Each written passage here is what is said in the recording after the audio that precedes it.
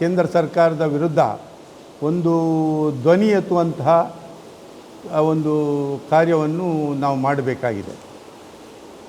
ಇವತ್ತು ನಮಗೆ ಇನ್ನೊಂದು 2-3 ತಿಂಗಳಲ್ಲಿ ಕರ್ನಾಟಕದಲ್ಲಿ ಪಂಚಾಯತ್ ರಾಜಿನ ವ್ಯವಸ್ಥೆಯ ಅಡಿಯಲ್ಲಿ ಜಿಲ್ಲಾ ಪಂಚಾಯತ್, ತಾಲೂಕು ಪಂಚಾಯತ್ ಅಥವಾ ಪಂಚಾಯತ್ ಚುನಾವಣೆಗಳು ನಡೆಯುವ ಹಂತದಲ್ಲಿವೆ. ಈ ಒಂದು ಸಂದರ್ಭದಲ್ಲಿ 2008ರಿಂದಲೂ ಸಹ BJP ಸರ್ಕಾರ ಆಡಳಿತಕ್ಕೆ ಬಂದ ದಿನದಿಂದ ಯಡಿಯೂರಪ್ಪ ಸರ್ಕಾರ 2008ರಲ್ಲಿ ಅಧಿಕಾರಕ್ಕೆ ಬಂತು. ಅನಂತರ ನಿರಂತರವಾಗಿ ನಮ್ಮ ಈ ಭಾಗದಲ್ಲಿ, ಪಶ್ಚಿಮ ಘಟ್ಟ ಭಾಗದಲ್ಲಿ, ನಮ್ಮ ದಕ್ಷಿಣ ಕನ್ನಡ ಉಡುಪಿ ಜಿಲ್ಲೆಯಲ್ಲಿ ಸುಮಾರು 34 ಗ್ರಾಮ ಪಂಚಾಯತ್ಗಳಿವೆ. ಆ 34 ಗ್ರಾಮ ಪಂಚಾಯತ್ಗಳಿಗೂ ಇವತ್ತು ಈ ಒಂದು ಕಸ್ತೂರಿ ರಂಗನ್ನ ಭೀತಿಯನ್ನು ಸರ್ಕಾರದ ಮೂಲಕ ಜನರಿಗೆ ಒಕ್ಕಲೆಬ್ಬಿಸುವಂಥ ಅಥವಾ ಬದುಕಿನ ಹಕ್ಕನ್ನು ಕಸಿದುಕೊಳ್ಳುವಂತಹ ಒಂದು ರೀತಿಯಲ್ಲಿ ಬೆದರಿಕೆಯನ್ನು ಒಡ್ಡುವಂಥ ಕೆಲಸವನ್ನು ಸರ್ಕಾರ ಮಾಡ್ತೇವೆ. ನಾವು ಈ ಭಾಗದಲ್ಲಿರುವಂಥ ಅನೇಕ ಜನಪ್ರತಿನಿಧಿಗಳಿದ್ದಾರೆ, ಶಾಸಕರಿದ್ದಾರೆ, ಸಂಸದರಿದ್ದಾರೆ. ಅಲ್ಲಿ ಶಿವಮೊಗ್ಗದಲ್ಲಿ ರಾಘವೇಂದ್ರ ಅವರು ಇದ್ದಾರೆ ಸಂಸದರಾಗಿ. ಅದೇ ಉಡುಪಿಯಲ್ಲಿ ಶ್ರೀನಿವಾಸ್ ಪೂಜಾರಿ ಅವರಿದ್ದಾರೆ. ಅಲ್ಲಿ ಬ್ರಜೇಶ್ ಚೌಟ ಇದ್ದಾರೆ ಈ ಭಾಗದಲ್ಲಿ. ಅಲ್ಲಿ ಮೈಸೂರಿನಲ್ಲಿ ಮೈಸೂರು ಅರಸರಿದ್ದಾರೆ, ಯಾರು ಯದುವೀರ್ ಅವರಿದ್ದಾರೆ. ಈ ಬೆಲ್ಟ್ನ 5 ಜಿಲ್ಲೆಗಳಲ್ಲೂ BJPಯ ಸಂಸದರಿದ್ದಾರೆ. ಹೆಚ್ಚಿನ ಅವಧಿಯಲ್ಲಿ 25 ವರ್ಷಕ್ಕಿಂತಲೂ ಹೆಚ್ಚು ಅವಧಿಯಲ್ಲಿ MP ಗಳು ಈ ಭಾಗದಲ್ಲಿ BJP MP ಗಳು ಅಧಿಕಾರ ನಡೆಸಿದ್ದಾರೆ. ಅಲ್ಲದೆ ಕಳೆದ 4 ಬಾರಿ ಸದಸ್ಯರಾಗಿದ್ದವರು ಸುನೀಲ್ ಕುಮಾರ್ ರಾವ್. ಅದರ ನಿಜವಾದ ಫಲಾನುಭವಿಗಳು ಈ MP ಗಳು ಮತ್ತು ಶಾಸಕರು BJPಯ ಈ ಭಾಗದಲ್ಲಿ. ಅವರು ಪ್ರತಿ ಬಾರಿ ಚುನಾವಣೆ, MLA ಚುನಾವಣೆ ಇರ್ಬೋದು ಅಥವಾ ಜಿಲ್ಲಾ ಪಂಚಾಯತ್, ತಾಲೂಕು ಪಂಚಾಯತ್ ಇರ್ಬೋದು ಅಥವಾ MP ಚುನಾವಣೆ ಇರ್ಬೋದು, ಆ ಸಂದರ್ಭದಲ್ಲಿ ಇವರು ಸಂದರ್ಭ ನೋಡಿ ಇದನ್ನು ಕಸ್ತೂರಿ ರಂಗನ್ ವರದಿಯ ಬಗ್ಗೆ ಜನರಲ್ಲಿ ಭೀತಿ ಹುಟ್ಟಿಸುವಂಥ ಭಾವನೆಯನ್ನು ವ್ಯಕ್ತಪಡಿಸ್ತಾರೆ. ನಿಜವಾಗಿ ಅವರು ಈಗಾಗಲೇ ಪಾರ್ಲಿಮೆಂಟ್ನಲ್ಲಿ ಪರಿಸರ ಇಲಾಖೆಯ ಮಂತ್ರಿಗಳು ಕಳೆದ 7-8 ವರ್ಷಗಳ ಹಿಂದೆ ಶೋಭಾ ಕರಂದ್ಲಾಜೆ ಮಂತ್ರಿ ಆಗಿರುವಾಗಲೇ ಈ ಭಾಗದ MP ಆಗಿರುವ ಸಂದರ್ಭದಲ್ಲಿ ಅಲ್ಲಿ ಸಂಸತ್ತಿನಲ್ಲಿ ಮಂಡನೆಯಾಗಿ ಅದು ಅನುಷ್ಠಾನ ಆಗಿದೆ, ಜಾರಿ ಆಗಿದೆ. ಅದರಲ್ಲಿ ಕೆಲವೊಂದು ಬದಲಾವಣೆ ತರಲಿಕ್ಕೆ ಕೇಂದ್ರ ಸರ್ಕಾರ ನೋಟಿಫಿಕೇಷನ್ ಜಾರಿ ಮಾಡೋದು. ಆ ಒಂದು ಸಂದರ್ಭದಲ್ಲಿ ಇವತ್ತು ಕೇರಳ ಸರ್ಕಾರ ಈಗಾಗಲೇ ಅದನ್ನು ಅವರಿಗೆ ತಿದ್ದುಪಡಿ ಮಾಡಿ ಕೊಟ್ಟಿದ್ದಾರೆ. ಆದರೆ ನಮ್ಮ ಸರ್ಕಾರ ಅದನ್ನು ಒಪ್ಪಿಲ್ಲ. ಸಿದ್ದರಾಮಯ್ಯ ಸರ್ಕಾರ ಸಾರಾಸಗಟಾಗಿ ಅದನ್ನು ತಿರಸ್ಕರಿಸಿದೆ 2 ಅವಧಿಯಲ್ಲಿ. ಕಳೆದ ಬಾರಿ ಸಿದ್ದರಾಮಯ್ಯ ಮೊದಲ ಹಂತದಲ್ಲಿ ಸಿದ್ದರಾಮಯ್ಯ ಸರ್ಕಾರ ಇರುವಾಗ ತಿರಸ್ಕರಿಸಿತ್ತು. ಈಗಲೂ ಸಹ DKC ಅವರ ಸರ್ಕಾರ ಮತ್ತು ಸಿದ್ದರಾಮಯ್ಯನವರ ಹಿಂದಿನ ಸರ್ಕಾರ ಅದನ್ನು ಸಂಪೂರ್ಣವಾಗಿ ತಿರಸ್ಕರಿಸಿದೆ.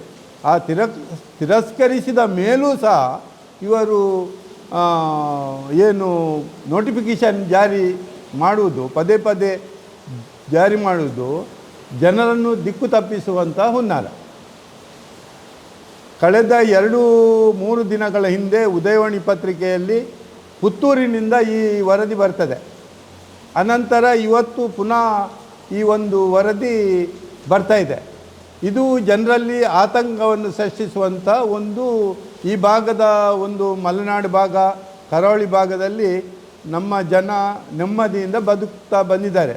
ಆದರೆ ಇಂಥ ಹುನ್ನಾರಗಳು ನಡೆದಾಗ ಜನರ ಭಾವನೆಯಲ್ಲಿ ಭಿನ್ನ ಭಿನ್ನ ಆಲೋಚನೆಗಳು, ಬದುಕಿನಲ್ಲಿ ಅಶಾಂತಿ ಮೂಡುವಂಥ ಒಂದು ಸಂದರ್ಭವನ್ನು ಸರ್ಕಾರ ಮಾಡ್ತಾ ಇದೆ.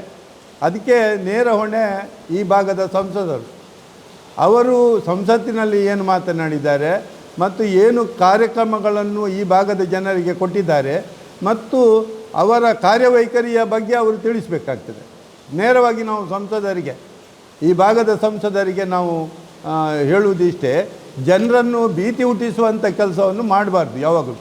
ಈಗಾಗಲೇ ಅವರು ಕಸ್ತೂರಿ ರಂಗನ ಬಗ್ಗೆ ಅನುಷ್ಠಾನ ಆಗಿದೆ, ಅದು ಜಾರಿ ಆಗಿದೆ. ಅದರಲ್ಲಿ ತಿದ್ದುಪಡಿ ಮಾಡಲಿಕ್ಕೆ ಮಾತ್ರ ಅವರು ಈಗ ನೋಟಿಫಿಕೇಷನ್ ಜಾರಿ ಮಾಡುವುದು.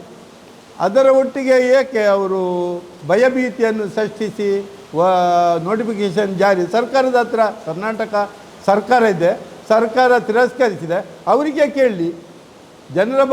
ಜನರಲ್ಲಿ ಹೋಗಿ ಅವರ ಅಭಿಪ್ರಾಯಗಳನ್ನು ಗಳಿಸುವಂಥ ಯಾವುದೇ ವಿಷಯ ಬರಲಿಕ್ಕೆ ಸಾಧ್ಯವಿಲ್ಲ. ಅದಕ್ಕೆ ಮಾನ್ಯ ಜಿಲ್ಲಾಧಿಕಾರಿಗಳು, ಉನ್ನತ ಮಟ್ಟದ ಅಧಿಕಾರಿಗಳು, ರಾಜ್ಯ ಸರ್ಕಾರದ ಅಧಿಕಾರಿಗಳು ತಿಳಿಸಬೇಕೇ ಹೊರತು ಅಥವಾ ಅರಣ್ಯ ಮಂತ್ರಿಗಳು ತಿಳಿಸಬೇಕಾಗ್ತದೆ. ಆದ್ದರಿಂದ ಕರ್ನಾಟಕ ಸರ್ಕಾರದಲ್ಲಿ ಇವತ್ತು ಅರಣ್ಯ ಮಂತ್ರಿಗಳು ಅಥವಾ ಕೇಂದ್ರ ಸರ್ಕಾರದ ಪರಿಸರ ಮಂತ್ರಿಗಳು ಅದನ್ನು ತಿಳಿಸಬೇಕಾಗ್ತದೆ. ಯಾವಾಗ ಇವರು ಪ್ರತಿ ಚುನಾವಣೆ ಬರುವ ಹಂತದಲ್ಲಿ, ಈಗ ನಾನು ಹೇಳ್ತಾ ಇದ್ದೇನೆ, ಇನ್ನೊಂದು 2 ಅಥವಾ 3 ತಿಂಗಳಲ್ಲಿ ಚುನಾವಣೆ ಬರ್ತದೆ ಅಂತೇಳಿ ಅವರಿಗೆ ಖಾತ್ರಿ ಇದೆ. ಆದ್ದರಿಂದ 60 ದಿನದ ನೋಟಿಫಿಕೇಷನ್ನ ಒಂದು ವರದಿ ಇವತ್ತು ಬರ್ತಾ ಇದೆ. ಅದು ಚುನಾವಣೆಯ ಬಾಬತು ಮಾತ್ರ ಅವರ ಹುನ್ನಾರ ಹೊರತು ಜನರ ಬಗ್ಗೆ ಕಾಳಜಿಯಿಂದ ಅಲ್ಲ. ಕರ್ನಾಟಕ ಸರ್ಕಾರ, ಕಾಂಗ್ರೆಸ್ ಸರ್ಕಾರ ಕೇಂದ್ರದಲ್ಲಿ ಮತ್ತು ರಾಜ್ಯದಲ್ಲಿ UPA ಸರ್ಕಾರ ಇರುವಾಗ ಅರಣ್ಯ ಹಕ್ಕು ಕಾಯ್ದೆ ಜಾರಿ ಮಾಡಿದೆ, ಸಕ್ರಮದ ಹಕ್ಕು ಕಾಯ್ದೆ ಜಾರಿ ಮಾಡಿದೆ. ಆದರೆ ಇವರು BJPಯವರು 2008ರಲ್ಲಿ ಯಡಿಯೂರಪ್ಪ ಸರ್ಕಾರ 2011ರಲ್ಲಿ ಸುಪ್ರೀಂ ಕೋರ್ಟಿಗೆ ಅಫಿದಾವಿತ್ ಕೊಡ್ತಾರೆ. ಅದು ಎಲ್ಲ ಸರ್ಕಾರಿ ಜಾಗವನ್ನು ಡೀಮ್ಡ್ ಫಾರೆಸ್ಟ್ ಅಂತೇಳಿ ಮಾಡ್ತಾರೆ. ಸಕ್ರಮದ ಹಕ್ಕನ್ನು ಮೊಟಕುಗೊಳಿಸಿದ್ದಾರೆ ಇವರು. ಯಾವುದೇ ಹಕ್ಕುಪತ್ರವನ್ನು ಕೊಡಲಿಕ್ಕೆ ಅವರು ಅಡೆತಡೆ ಒಡ್ಡುವಂಥ BJP ಇವತ್ತು ಈ ಒಂದು ರೀತಿಯ ಏನು ಕೇವಲ ಓಟಿಗಾಗಿ, ಓಟಿನ ಒಂದು ಫಲ ಪ್ರತಿ ಬಾರಿ ತೆಕ್ಕೊಳ್ಳಿಕ್ಕೆ ಇವರು ಏನು ಬೇಕಾದರೆ ಮಾಡ್ತಾರೆ. ಆ ಒಂದು ದೃಷ್ಟಿಯಲ್ಲಿ ನಾನು BJPಯವರ ಈ ಹುನ್ನಾರಕ್ಕೆ ಜನ ಜಾಗೃತರಾಗಬೇಕು. ಜನತೆ ಇವತ್ತು ಅನೇಕ ಹಗರಣಗಳನ್ನು ಅದು ಮಾಡಿದೆ BJP ಸರ್ಕಾರ ಅಧಿಕಾರಕ್ಕಾಗಿ. ಯಾವುದೇ ರೀತಿಯ ಮುಲಾಜಿಲ್ಲದೆ ಅದು ಅಧಿಕಾರವನ್ನು ಅನುಭವಿಸಲಿಕ್ಕೆ ಈ ರೀತಿ ಮಾಡ್ತಾ ಇದೆ. ಆದ್ದರಿಂದ ನಾವು ಸ್ಪಷ್ಟವಾಗಿ ಇದನ್ನು ವಿರೋಧಿಸ್ತೇವೆ ಮತ್ತು ಹಿಂದೆಯೂ ಸಹ ವಿರೋಧಿಸಿದ್ದೇವೆ. ಕರ್ನಾಟಕ ಸರ್ಕಾರವು, ನಾನು ಒಬ್ಬ ಕರ್ನಾಟಕ ಸರ್ಕಾರದ ಪ್ರತಿನಿಧಿಯಾಗಿ ನಾವು ಇದನ್ನು ಸರ್ಕಾರದ ಮಾನ್ಯ ಮುಖ್ಯಮಂತ್ರಿಗಳಿಗೆ ಮತ್ತು ಅರಣ್ಯ ಸಚಿವರಿಗೆ ಅದರ ಬಗ್ಗೆ, ಈ ಭಾಗದ ಜನರ ಸಮಸ್ಯೆ ಬಗ್ಗೆ ಗಮನ ಹರಿಸಲು ಕೂಡಲೇ ಕ್ರಮ ಕೈಗೊಳ್ಳಬೇಕೆಂದು ವಿನಂತಿಸ್ತೇವೆ. ಅದರ ಒಟ್ಟಿಗೆ ನಮ್ಮ ಭಾಗದ ಸರ್ವ ಜನರು ಸಹ ಈ ಇದಕ್ಕೆ ಬೆಂಬಲಕ್ಕೆ ಇದ್ದಾರೆ ಅನ್ನತಕ್ಕಂಥ ಮಾತನ್ನು ನಾನು ಹೇಳಿ, ಇನ್ನೂ ಸಹ ಇವರ ಈ ಒಂದು ಜನರನ್ನು ಮೂರ್ಖರನ್ನಾಗಿ ಮಾಡುವಂಥ ಮೋಸದ ಆಟ ನಡೆಯಬಾರದು. ಅದಕ್ಕೆ ಜನ ಜಾಗೃತರಾಗಬೇಕು ಎಂಬಂತಹ ಒಂದು ಜನತೆಗೆ ನಾನು ಮನವಿ ಮಾಡ್ತೇನೆ. ಇನ್ನಷ್ಟು ಅನೇಕ ಸಮಸ್ಯೆಗಳಿವೆ, ಆದರೆ ಚುನಾವಣೆ ಸಂದರ್ಭ ಬರುವಾಗ ಇವರ ಆಟ ಶುರು ಮಾಡ್ತಾರೆ. ಆದ್ದರಿಂದ ನಮ್ಮ ಏನು ನಾವು ಜನತೆಯ ಪರವಾಗಿ ಹಿಂದೆ ವಿನಯ್ ಕುಮಾರ್ ಸೊರಕೆ ಅವರು ನಗರ ಮಂತ್ರಿಯಾಗಿರುವಾಗ ಈ ಭಾಗದಲ್ಲಿ ಸಂಚರಿಸಿ ಅದರ ಬಗ್ಗೆ ಮಾಹಿತಿ ಕೊಟ್ಟಿದ್ದಾರೆ. ಅನಂತರ ಸಿದ್ದರಾಮಯ್ಯ ಸರ್ಕಾರದಲ್ಲಿಯೂ ಸಹ ಜನಕ್ಕೆ ಅದು ಬೇಡ ಅಂತೇಳಿ ಆದಮೇಲೆ ಅದನ್ನು ನಾವು ಸಂಪೂರ್ಣವಾಗಿ ತಿರಸ್ಕರಿಸಿದ್ದೇವೆ. ಅದರ ಬಗ್ಗೆ ಇನ್ನು ಕೇಂದ್ರ ಸರ್ಕಾರ ಯಾವುದೇ ರೀತಿಯ ನೋಟಿಫಿಕೇಷನ್ನು ಮಾಡಬಾರದು ಎನ್ನತಕ್ಕಂಥ ಹೇಳಿಕೆಯನ್ನು ಸಹ ಕೊಟ್ಟಿದ್ದಾರೆ. ಆದ್ದರಿಂದ ಮತ್ತೆ ಅವರು ನೋಟಿಫಿಕೇಷನ್ ಜಾರಿ ಮಾಡುತ್ತಿರುವುದು ಅಕ್ಷಮ್ಯ. ಅದಕ್ಕೆ ಸಂಸದರೇ ಹೊಣೆ, ನೇರವಾಗಿ ಸಂಸದರಿಗೆ ಹೊಣೆ, ಅವರು ಉತ್ತರಿಸಬೇಕು ಇದಕ್ಕೆ. ಆಮೇಲೆ ಪ್ರಾಣಿಗಳಿಗೆ ಬದುಕುವ ಹಕ್ಕುಂಟು, ಹುಲಿ ಚಿರತೆ ಕರಡಿಗಳಿಗೆ ಬದುಕುವ ಹಕ್ಕುಂಟು, ಮನುಷ್ಯರಿಗೆ ಹಕ್ಕಿಲ್ಲ. ಈಗ ನಮ್ಮ ಸರ್ಕಾರ ಇರುವಾಗ, UPA ಸರ್ಕಾರ ಇರುವಾಗ ಇದು ಅರಣ್ಯ ಹಕ್ಕು 75 ಕಾನೂನು ಜಾರಿ ಮಾಡಿದೆ ಬದುಕುವ ಹಕ್ಕಿಗೆ. ಮತ್ತು ಆಹಾರ ಹಕ್ಕು, ಮನುಷ್ಯನಿಗೆ ಬೇಕಾಗುವಂಥ ಆಹಾರದ ಹಕ್ಕು, ಅರಣ್ಯ ಕಾಯ್ದೆ ಹಕ್ಕು, ಇದನ್ನೆಲ್ಲ ನಮ್ಮ ಸರ್ಕಾರ ಕೊಟ್ಟಿದೆ. ಈ ಸರ್ಕಾರ ಬಂದ ಮೇಲೆ ಮನುಷ್ಯರಿಗೆ ಬದುಕಲಿಕ್ಕಿಲ್ಲ, ಆದರೆ ಪ್ರಾಣಿಗಳಿಗೆ ಬದುಕುವಂಥ ಒಂದು ಎಲ್ಲ ವ್ಯವಸ್ಥೆಯನ್ನು ಅವರು ಮಾಡ್ತಾಯಿದ್ದಾರೆ. ಹೌದು. ಈಗ ಹೆಬ್ರಿ, ಈ ನಮ್ಮ ಹೆಬ್ರಿ ತಾಲೂಕು ಇಡೀ ತಾಲೂಕು ಈ ಕಸ್ತೂರಿ ರಂಗನ್ ವ್ಯಾಪ್ತಿಗೆ ಬರ್ತದೆ. ಇಕೋ ಝೋನ್ ಅಂತ ಹೇಳುವಂಥದ್ದು ಇದು ಹೆಬ್ರಿ ತಾಲೂಕನ್ನು ಆವರಿಸಿ ಬಿಡ್ತದೆ. ಕಾರ್ಕಳ ಅರ್ಧ ತಾಲೂಕು, ಕುಂದಾಪುರ ಒಂದು. ಸಾಮಾನ್ಯ ಇವತ್ತು ನಿಮ್ಮ ಪತ್ರಿಕೆಯಲ್ಲಿ ವರದಿ ಇದೆ, ಇಷ್ಟು ತಾಲೂಕು ಅಂತ. ನಾವು ಉದಯವಾಣಿ ಪತ್ರಿಕೆಯಿಂದ ನಾವು ನೋಡ್ತಾ ಇದ್ದೇವೆ. ಈ ವರದಿ ನಮಗೆ ಅಲ್ಲಿ ಪುತ್ತೂರಿನಿಂದ ಈ ವರದಿ ಮೊನ್ನೆ ಬಂದದ್ದು ಪುತ್ತೂರಿನಿಂದ.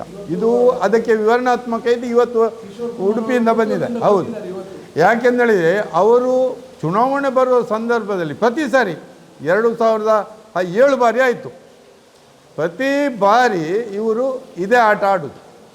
ಅದು ಆನಂತರ ಅವರು ಮಾಡುವುದಿಲ್ಲ, ಪತ್ರಿಕೆಯಲ್ಲಿ ವರದಿಯೂ ಬರುವುದಿಲ್ಲ, ಮತ್ತು ಸುದ್ದಿ ಇಲ್ಲ. ಇದು ವ್ಯವಸ್ಥೆ. ಜನರನ್ನು ಏನು ಗೊಂದಲಕ್ಕೆ ಈಡು ಮಾಡಿ ಹುನ್ನಾರ ಸೃಷ್ಟಿಸುವುದು ಚುನಾವಣೆಗಾಗಿ ಮಾತ್ರ, ಮತ್ತೆ ಇಲ್ಲ.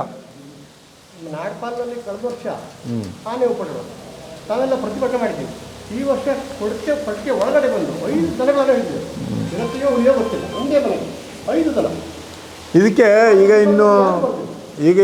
ಈಗಿನ ಉಸ್ತುವಾರಿ, ಈಗ ಹೊಸ ಸರ್ಕಾರದಲ್ಲಿ ಹೊಸ DK ಶಿ ಅವರ ಸಚಿವ ಸಂಪುಟದಲ್ಲಿ ಉಡುಪಿ ಜಿಲ್ಲೆಯ ಉಸ್ತುವಾರಿಗಳು ಬಹುಶಃ ಹೆಚ್ಚಿನ ಪಕ್ಷ ಖಾದರ್ ಆಗಿರ್ಬೋದು, ಅಥವಾ ಮತ್ತು ಅರಣ್ಯ ಮಂತ್ರಿಗಳ ಖಾತೆ ವಿತರಣೆ ಆದಾಗ ಅರಣ್ಯ ಮಂತ್ರಿಗಳಿಗೆ ಮತ್ತು ಮುಖ್ಯಮಂತ್ರಿಗಳಿಗೆ ಈ ಸೂಕ್ಷ್ಮತೆಯ ವಿಚಾರವನ್ನು ನಾವು ಮನಗಡ್ತೇವೆ. ಯಾಕೆಂದೇಳಿ ಕರ್ನಾಟಕ ಸರ್ಕಾರ ತಿರಸ್ಕರಿಸಿಯೂ ಇವರು ಜಾರಿ ಮಾಡಿದ್ದಾರೆ ಇವತ್ತು.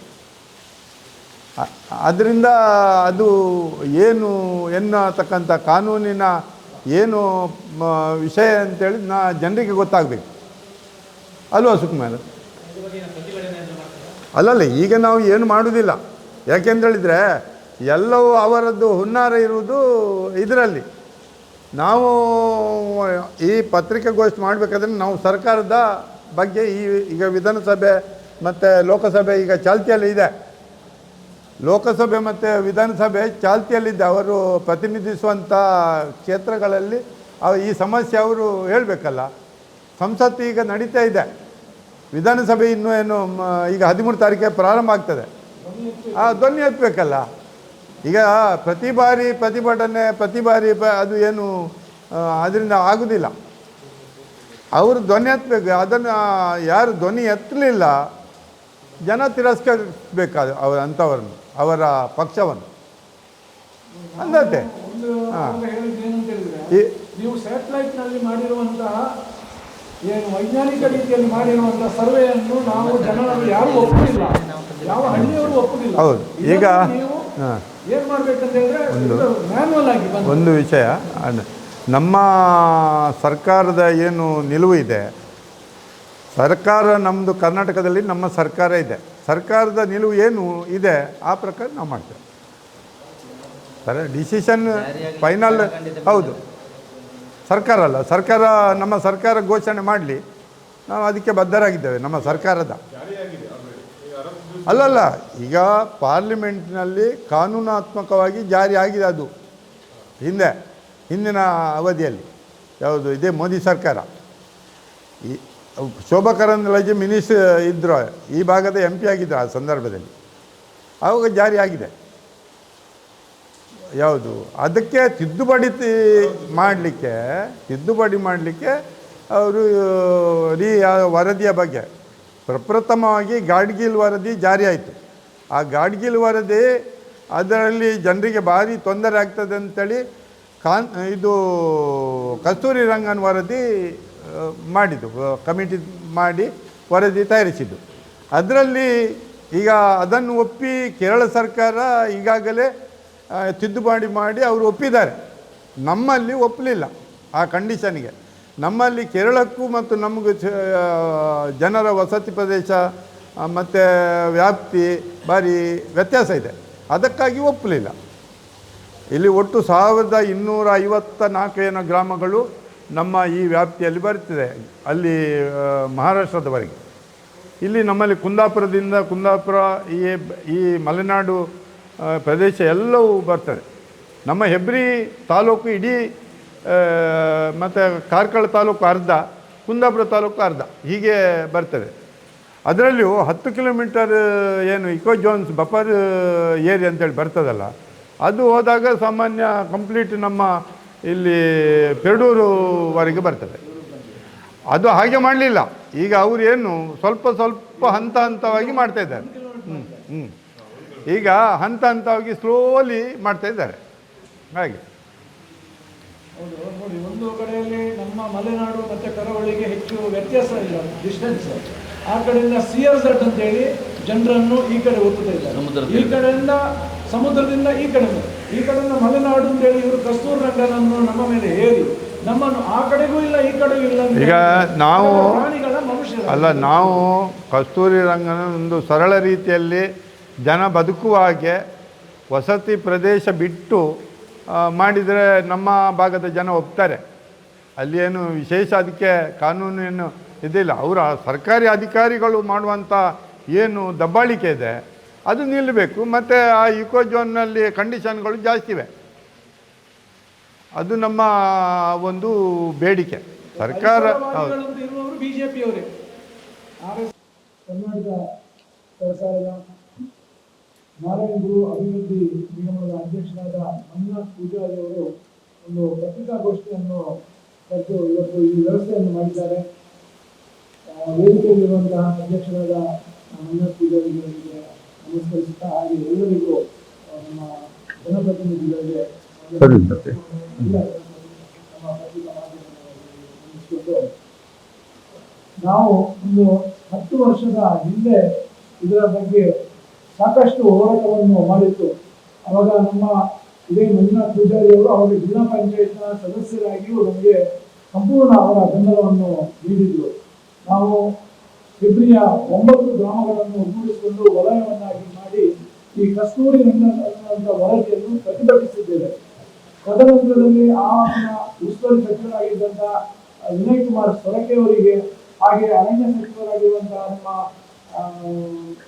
ರಮಣನಾಥ್ ರೈ ಅವರಿಗೆ ನಮ್ಮ ಹೆಬ್ರಿಯಿಂದ ಒಂದು ನಿಯೋಗವನ್ನು ನಾವು ಹೋಗಿ ಮಾತನಾಡಿ ಅವರ ಹತ್ರ ನಾವು ಈ ವಿಷಯವನ್ನು ಪ್ರತಿಭಟಿಸಿದಾಗ ಅವರು ಹೇಳಿದ್ರು, ಶೋಭಾ ಕರಂದ್ಲಾಜೆ ಅವರು ಒಂದು ಪತ್ರಿಕಾ ಹೇಳಿಕೆಯನ್ನು ನಿನ್ನೆ ಕೊಟ್ಟಿದ್ದಾರೆ. ಅಂದ್ರೆ ರಾಜ್ಯ ಸರ್ಕಾರ ಏನೂ ಮಾಡ್ತಾ ಇಲ್ಲ, ಏನೂ ಕೊಟ್ಟಿಲ್ಲ ಇಲ್ಲಿ ತನಕ ಅಂತ. ಅವಾಗ ನಾವು ಇದನ್ನು ಈ ಪ್ರಸ್ತಾವನೆಯನ್ನು ಮಾನ್ಯ ಸಚಿವರಲ್ಲಿ ಇಬ್ಬರಲ್ಲಿ ಮಾತನಾಡಿದಾಗ ಅವರು ಹೇಳಿದ್ರು, ಒಂದು ಕೆಲಸ ಮಾಡಿ, ನೀವು ಶೋಭಾ ಕರಂದ್ಲಾಜೆ ಅವರ ಹತ್ರ ನಾಳೆ ಒಂದು ಪತ್ರಿಕಾಗೋಷ್ಠಿ ಮಾಡಿ, ಮಣಿಪಾಲದಲ್ಲಿ ಅವರ ಸಂಸದರು ಬಂದು ಅವರ ಒಂದು ಪತ್ರಿಕಾಗೋಷ್ಠಿ ಮಾಡಿ ಅವರ ಒಂದು ಹೇಳಿಕೆ ಕೊಡಿಸಿ. ಅಂದ್ರೆ ರಾಜ್ಯ ಸರ್ಕಾರ ಕೊಡ್ಲಿಲ್ಲ ಅಂತ ಹೇಳುವಂತ ಒಂದು ಮಾತನ್ನು ಹೇಳಿ, ಅವರು ಬಾಯಲ್ಲಿ ಹಿಂದಿನಲ್ಲಿ ಹೇಳುವುದಲ್ಲ, ಪತ್ರಿಕಾಗೋಷ್ಠಿಯಲ್ಲಿ ಸರಿಯಾಗಿ ಹೇಳಿ ಅವರು ನೀವೆಲ್ಲರೂ ಇರಬೇಕಲ್ಲ ಅಂತ ಹೇಳಿ. ಅದೇ ರೀತಿಯಲ್ಲಿ ನಾವೆಲ್ಲ ಹೆಬ್ರಿಯ ಪ್ರತಿನಿಧಿಗಳು ಹೋದವರು ಆ ಶೋಭಾ ಕರಂದ್ಲಾಜೆ ಅವರ ಹತ್ರ ಹೇಳಿದವಾಗ ಅವರು ಆಯ್ತು ಅಂತ ಹೇಳಿ ಮರದ ದಿವಸವೇ ನಮ್ಮ ಜಿಲ್ಲೆಯಿಂದ ಹೊರಟು ಹೋಗಿದ್ದಾರೆ. ಅದನ್ನು ಆನಂತರದಲ್ಲಿ ಅವರು ಒಂದು ದಿವಸವೂ ಒಂದು ಪತ್ರಿಕಾ ಹೇಳಿಕೆಯನ್ನು ಕೊಟ್ಟದಿಲ್ಲ ಈ ಕಸ್ತೂರಿ ರಂಗನ ವಿಚಾರದಲ್ಲಿ. ಅಂದ್ರೆ ಜನರನ್ನು ಗೊಂದಲದಲ್ಲಿ ಹಾಕಲಿಕ್ಕೆ ಮಾತ್ರ ಒಂದು ಈಗ ಅವರು ಹೇಳಿದಾಗ ಪುತ್ತೂರಿನಿಂದ ಒಂದು ಸೃಷ್ಟಿಯಾಗುತ್ತೆ ಅಂತ ಹೇಳುವಂತ ಮಾತಾಡಿದ್ರು ನಮ್ಮ ಮಂಜುನಾಥ್ ಪೂಜಾರಿ ಅವರು. ಅದೇ ತರದ ಒಂದು ಸೃಷ್ಟಿಯನ್ನು ಮಾಡಿ ಅವರು ಹೊರಟೋಗ್ತಾರೆ. ಮತ್ತೆ ಇದನ್ನು ಜಾಹೀರಾತನ್ನು ಕರೆಯುವಂತ ವಿಚಾರವಾಗಿ ಅವರು ಸಂಸತ್ತಿನಲ್ಲಿ ಒಂದು ಧ್ವನಿಯನ್ನು ಎತ್ತಿದವರು ಅಲ್ಲ.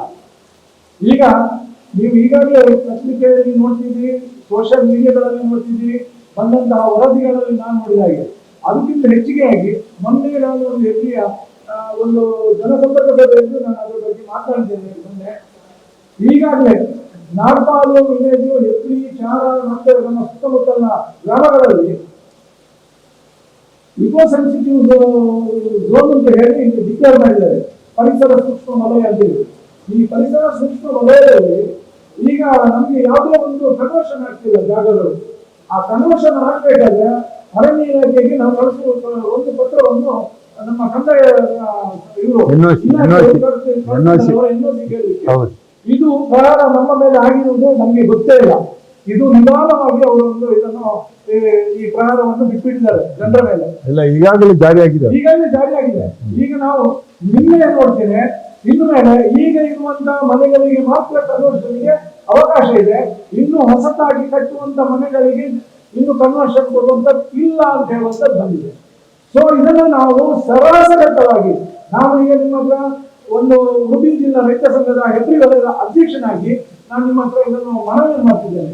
ಇದಕ್ಕೆ ಈಗಾಗಲೇ ನಮ್ಮ ಎಲ್ಲ ಜನಪ್ರತಿನಿಧಿಗಳು ಇದಕ್ಕೆ ಎಚ್ಚೆತ್ತುಕೊಂಡು ಇದನ್ನು ಸರಾಸಗತವಾಗಿ ಇದನ್ನು ಜಾರಿಗೊಳಿಸಿದ್ದಾಗಿ ಮಾಡಬೇಕು ಅಂತ ಹೇಳಿ ನಾನು ಯಾಕಂದ್ರೆ ನಮ್ಮ ಸಂಸದ ಕೋಟ ಶ್ರೀನಿವಾಸ ಪೂಜಾರಿ ಅವರಿದ್ದಾರೆ, ಅವರ ವ್ಯಾಪ್ತಿ ಜಾಸ್ತಿ ಇದೆ, ಚಿಕ್ಕಮಗಳೂರು ಸಂಪೂರ್ಣ ಬರ್ತಿದೆ, ನಮ್ಮ ಉಡುಪಿ ಜಿಲ್ಲೆ ಬರ್ತಿದೆ, ಹಾಗೆ ಧನ್ಯವಾದ ಅವರಿಗೆ ಶಿವಮೊಗ್ಗ ಬರ್ತದೆ, ನಮ್ಮ ಬೈಂದೂರು ಬರ್ತದೆ, ಹಾಗೆ ಅನಂತ ಹೆಗಡೆ ಅವರು ಇವ್ರು ಹೇಳಿದಾಗ ಇನ್ನೊಂದು ಕೊಡಗು ಮೋಸ್ಟ್ಲಿ ಇವ್ರಿಗೆ ಹೋಗ್ತದೆ, ಯದುವೀರ ಅವರಿಗೆ ಹೋಗ್ತದೆ. ಇವರೆಲ್ಲ ಈಗ ನಮ್ಮಲ್ಲಿ ನಮ್ಮ ಕಾಂಗ್ರೆಸ್ನ ಜನಪ್ರತಿನಿಧಿಗಳು ಯಾರಿಲ್ಲ, ಎಲ್ಲ ಇರುವುದು ಕೇಂದ್ರ ಸರ್ಕಾರದಲ್ಲಿ ಈಗ ಪ್ರತಿನಿಧಿಸಿಕೊಂಡಿರುವವರು ಎಲ್ಲ ಬಿಜೆಪಿಯ ಸಂಸದರು. ಅದರ ಮಧ್ಯದಲ್ಲಿ ಇವರು ಯಾರು ನಮ್ಮ ಎಲ್ಲ MLAsಗಳು ವಿರೋಧ ಪಕ್ಷದಲ್ಲಿದ್ದಾರೆ, ಈಗ ಅವರು ಧ್ವನಿ ಇದನ್ನೆಲ್ಲ ಅವರು ಇರುವುದು ಯಾರು ಎಲ್ಲ ಬಿಜೆಪಿ ಅವರು ಅಧಿಕಾರದಲ್ಲಿರುವ ಇದ್ದಾರಲ್ಲ ಕೇಂದ್ರದಲ್ಲಿ ಅವರಿಗೆ ಜಾರಿಗೊಳಿಸಬೇಕಾದ್ದು ಕೇಂದ್ರ ಸರ್ಕಾರ. ಇದನ್ನು ನಾವು ಏನಾದ್ರು 60 ದಿನದೊಳಗೆ ಜನರು ಪ್ರತಿಭಟಿಸಬೇಕು ಅಥವಾ ನಿಮ್ಮ ಏನಾದ್ರು ಅಬ್ಜೆಕ್ಷನ್ಗಳಿದ್ರೆ ಅದನ್ನು ಹೇಳಬೇಕು ಅಂತ ಹೇಳುವಂತ ಒಂದು ಮಾಹಿತಿಯನ್ನು ಈಗಾಗಲೇ ಕೊಟ್ಟಿದ್ದಾರೆ. ನಾನು ನಮ್ಮ ಮಂಜುನಾಥ್ ಪೂಜಾರಿ ಅವರಲ್ಲಿ ವಿನಂತಿ ಮಾಡ್ಕೊಳ್ತೇನೆ, ನಾವು ಪತ್ರದ ಮುಖಾಂತರವಾಗಿ ಕೊಡ್ಬೇಕಾ, ಅದಕ್ಕೆ ಬೇಕಾದ ಏನಾದ್ರು ಡಾಕ್ಯುಮೆಂಟ್ ಮುಖಾಂತರ ಕೊಡ್ಬೇಕಂತ ಹೇಳುದು ನೀವು ದಯವಿಟ್ಟು ಪರಿಶೀಲನೆ ಮಾಡಬೇಕು. ಆ ಪ್ರಕಾರವಾಗಿ ಇನ್ನೊಮ್ಮೆ ಪತ್ರಿಕಾಗೋಷ್ಠಿ ಮಾಡಿ ಅದಕ್ಕೆ ಬೇಕಾಗಿರುವಂತಹ ಪೇಪರ್ ಸಬ್ಜೆಕ್ಟ್ ಪತ್ರಗಳನ್ನು ಮಾಡಿ ನಾವು ಇದನ್ನು ಜಾರಿಗೊಳಿಸಬಾರದು. ಯಾವುದು ಕಸ್ತೂರಿ ವರದಿಯನ್ನು ಹಾಗೆ ಇಕೋ ಸೆನ್ಸಿಟಿವ್ ಝೋನ್ ಪರಿಸರ ಸೂಕ್ಷ್ಮ ವಲಯ ಅಂತ ಹೇಳುವಂಥದ್ದನ್ನು ಜನವಸತಿ ಪ್ರದೇಶಕ್ಕೆ ಜಾರಿಗೊಳಿಸಬೇಕಾಗಬಾರದು ಅಂತ ಹೇಳಿ ನಾನು ವಿನಂತಿಯನ್ನು ಮಾಡ್ಕೊಳ್ತಿದ್ದೇನೆ.